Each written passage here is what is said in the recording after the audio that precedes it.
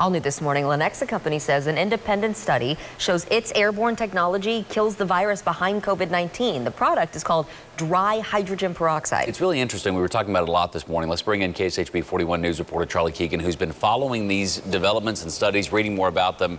First question, Charlie, what is dry hydrogen peroxide? Let's start there. Right, I want to start with something you're probably more familiar with, Taylor and Lindsay, just regular hydrogen peroxide. You probably have a brown bottle like this in your medicine cabinet or whatnot. The chemical in here, well, it kind of solves yesterday's problem, right? You use it to wipe off a surface maybe, and it would kill the virus that has already been on the surface. But the dry hydrogen peroxide is basically a gaseous form of this chemical here that's in this bottle, and it proactively seeks out microbes, viruses, bacteria in real time in spaces like Tavern in the Village here behind me.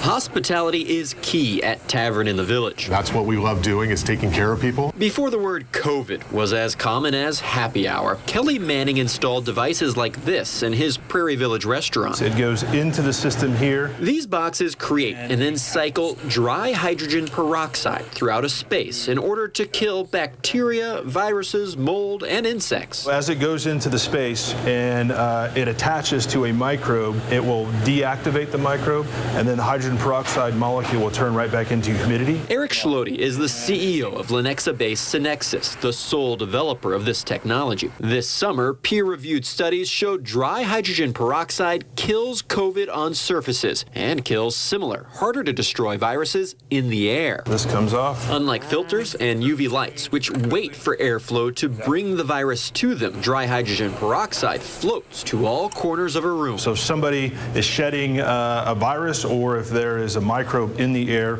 we're immediately mitigating that risk without the need for an air exchange. So is that something that's come across? I zoomed with Dr. Nick Highsmith in Memphis, who is familiar with dry hydrogen peroxide and the peer review process. I've actually got 2 that I'm reviewing right now. He said peer-reviewed studies carry more credibility because they're independent, and he believes in dry hydrogen peroxide, even considering adding devices to the waiting rooms at his hospital in Memphis. I think that there are always going to be microbes on the surfaces of things that are missed, and I think having something sort of in the background that's working for you is a good thing. An investment before COVID became commonplace is paying off again for Manning at Tavern. And we were trying to take care of our guests and our employees at the same time, and yes, there was an added benefit in a very trying environment when the COVID SARS came out. So yes, the ancillary benefits of that were fantastic.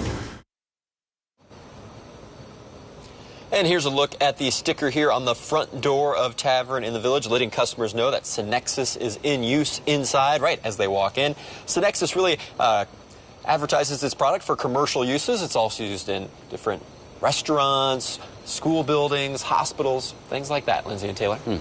Charlie, thank you. A couple of questions here. You might hear the name dry hydrogen peroxide and go, can I breathe that in safely? Much less eat in there, that kind of thing. Right. Can it be continuously running? And tell us more about the data that studied this.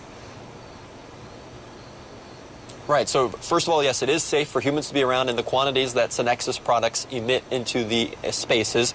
It follows EPA and OSHA regulations, so it meets all of those federal regulations.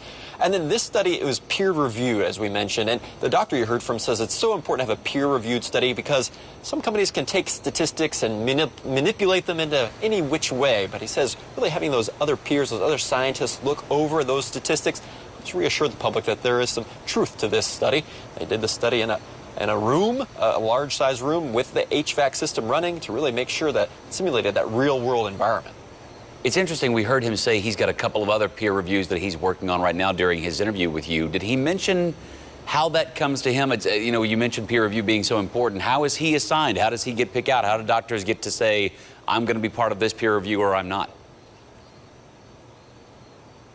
Well, it's a lot has to do with the network that they're in. It sounds like Dr. Highsmith, who I spoke to, is connected with many other doctors and facilities, and his name kind of gets brought up in those conversations.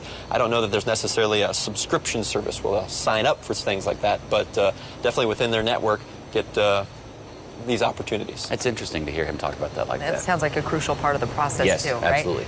Charlie, thank you very much.